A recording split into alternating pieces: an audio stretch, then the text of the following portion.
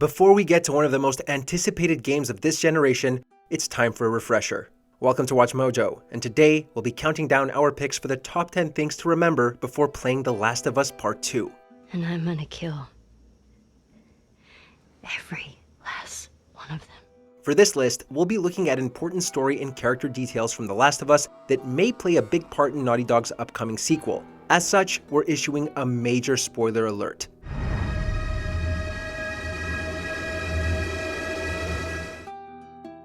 Number 10. Sarah's death. Honey, I need to get your daddy on the phone. Uncle Tommy, what time is it? I need to talk to your dad now. There's something... Uncle Tommy? Hello? The opening level of The Last of Us is now one of gaming's most infamous. 20 years before the game's events, Joel loses his daughter Sarah. It's completely heartbreaking, but it sets the mood for the game as well as Joel's character arc with Ellie. Sarah's death was felt intensely during every argument between the two, where every time Joel guarded his feelings from Ellie.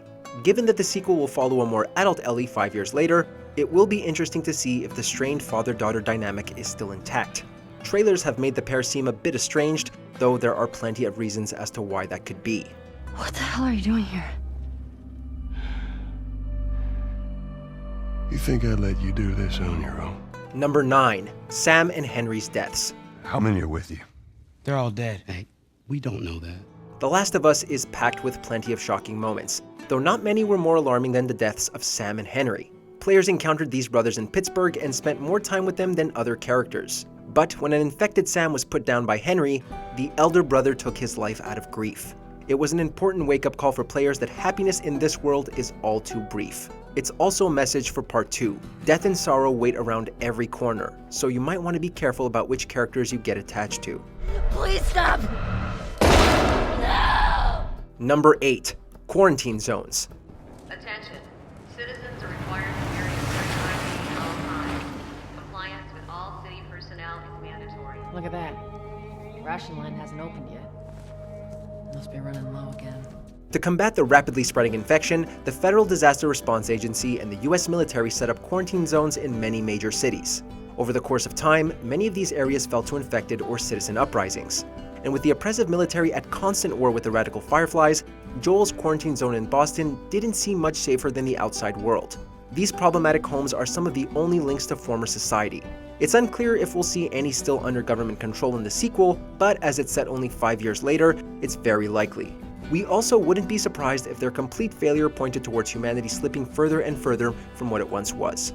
What's your business here? Got the day off. Visiting a friend. All right, move on through. Thanks.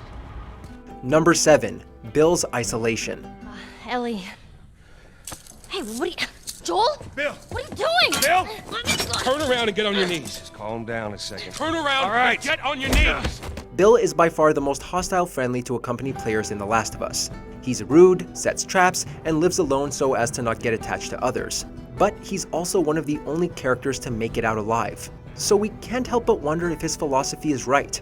Is it safer to be alone in this world? Is it better living a bitter, solitary existence? Trailers for Part 2 have focused on various communities, though it's always possible we'll see someone like him again.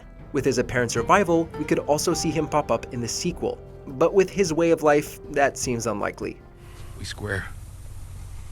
We're square. And get the out of my town. Number 6. David.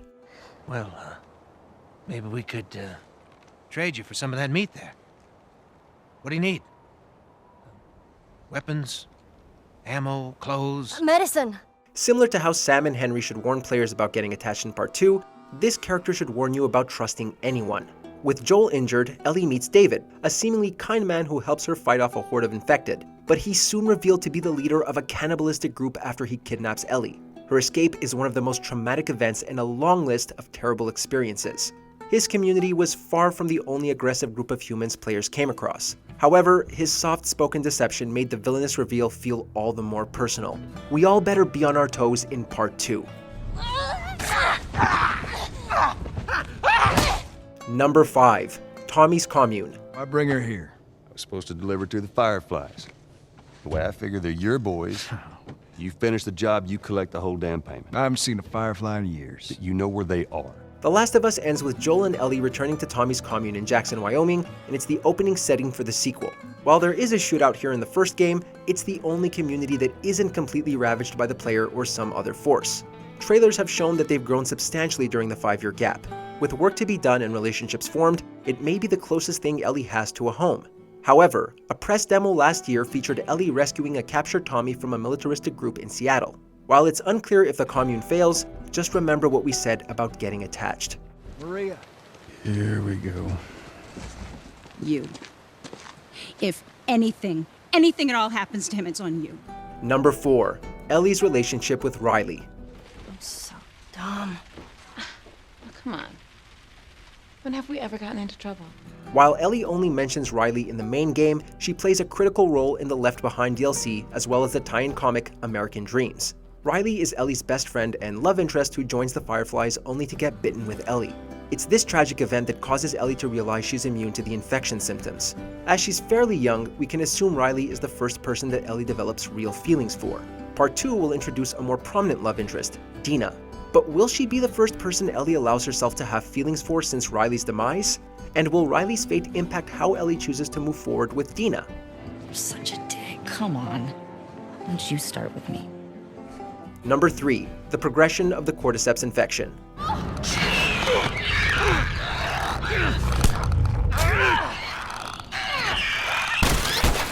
The cordyceps brain infection differentiates itself from other zombie viruses by showcasing naturally progressive stages. Stage 1 runners are produced incredibly quickly after being bitten or inhaling spores. Stage 2, or stalkers, happens after a week of infection with the fungus beginning to grow on the outside of the host's head. The game's main infected enemy, Stage 3 clickers, are produced after a year of exposure. They've developed echolocation due to the fungus completely blinding them. Years must pass before the infected reach Stage 4. Bloaters have fungal plates growing over their entire body, which act as armor. We'll likely see all these stages in Part 2, but the new Shambler shows environmental factors can also play a part in the infection's progression. Large, heavily armored enemies that are covered in pustule. Upon getting close to you, they expel a corrosive spore cloud that burns its victims. Number 2. The demise of the Fireflies. You can still do the right thing here. She won't feel anything. The game's explosive finale ends with Joel killing a group of Fireflies and their leader Marlene in order to save Ellie. Marlene's numbers were dwindling beforehand, and although she was their leader, it's unlikely that these were the last remaining members. Before Sam and Henry's deaths, they were on their way to join the Fireflies. With people still willing to fight for their cause, it wouldn't be surprising if the group showed back up in the sequel. If they know what Joel did, they might come looking for revenge. Or they might hunt down Ellie to continue their search for a cure. Please. You just come after her. Want more video game content? Check out our gaming channel Mojo Plays and discover games and ideas you never knew existed. With more lists, breakdowns, and our latest series, Arcade Roulette. Justin and John are in! Oh. Hey, is that Porky Pig? There's a lot of things being ripped off in this game. Number 1. Joel's Lie. Turns out there's a whole lot more like you, Ellie. People that are immune. There's dozens, actually. Joel's decision to kill the Fireflies and lie to Ellie about the possibility of a cure is one of the most fascinating and morally gray endings in modern games. It's also the one element guaranteed to impact the plot of Part 2 the most. The estranged dynamic between Ellie and Joel in the trailers could point towards Ellie knowing the truth, or we could see her learn the truth over the course of the game. Co-directors Kurt Marganow and Anthony Newman stated Ellie's tattoo is meant to cover up her bite mark, so she definitely doesn't want people to know she's immune. Joel and Ellie's relationship is what carries The Last of Us, and we can't wait to see how Joel's lie has put that at risk. Okay. In the mood for more awesome gaming content? Be sure to check out this video here on Mojo Plays. And don't forget to subscribe and ring the bell to be notified about our latest videos.